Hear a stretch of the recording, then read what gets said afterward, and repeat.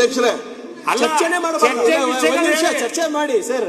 ಹಾಸ್ಯಾಸ್ಪದ ಏನಂದ್ರೆ ಹಿಂದಿನ ಸರ್ಕಾರದಲ್ಲಿ ಒಂದು ಗೌ ದತ್ತು ಯೋಜನೆ ಅಂತ ಪ್ರಾರಂಭ ಮಾಡಿದ್ರು ಅಧ್ಯಕ್ಷರೇ. ಆದ್ರೆ ಅವಾಗಿನ ಸಚಿವರು ನಮ್ಮ ಬೀದರ್ದವರೇ ಇದ್ರು, ಪ್ರಭು ಚವ್ಹಾಣ್ ಅವ್ರು ಇರ್ಲಿಲ್ಲ. ಅವ್ರು ಒಂದು 11 ಗೋಗಳನ್ನ ಅವ್ರು ದತ್ತು ತಗೊಂಡ್ರು. ನನ್ಗೆ ನೆನಪಿರೋ ಹಾಗೆ ಬಸವರಾಜ ಬೊಮ್ಮಾಯಿ ಸಾಹೇಬರು ಒಂದು 5-6 ಏನೋ ದತ್ತು ತಗೊಂಡ್ರು. ಅದು ಹೊರತುಪಡಿಸಿ ಯಾವ ಬಿಜೆಪಿ MLA ದತ್ತು ತಗೊಂಡಿಲ್ಲ. ಇದು ಎಲ್ಲರೂ ಇದ್ರು ಇಲ್ಲೇ ಸದನದಲ್ಲಿ. CC ಪಾಟೀಲ್ ಸಾಹೇಬ್ರು ಹಿಂದಿನ ಸದನದಲ್ಲಿ ಇದ್ರು, ಸುರೇಶ್ ಕುಮಾರ್ ಸಾಹೇಬ್ರು ಇದ್ರು, ಬಹಳಷ್ಟು ಜನ ಇದ್ರು. ಯಾರು ಕೂಡ ಗೋದತ್ ಯೋಜನೆಯಲ್ಲಿ ಗೋಮಾತವನ್ನ ತಗೊಂಡಿಲ್ಲ.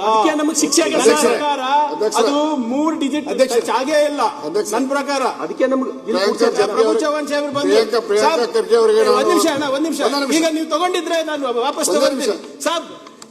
ಎಷ್ಟು ಜನ ತಗೊಂಡ್ರು ಸರ್ ಗೋದತ್ ಯೋಜನೆಯಲ್ಲಿ? ಸ್ವಲ್ಪ ಅಂಶ ಹೇಳಿ ಸರ್. ಬಿಜೆಪಿ ಶಾಸಕರು ಎಷ್ಟು ಶಾಸಕರು ದತ್ತು ತಗೊಂಡ್ರು ಹೇಳಿ ಸರ್.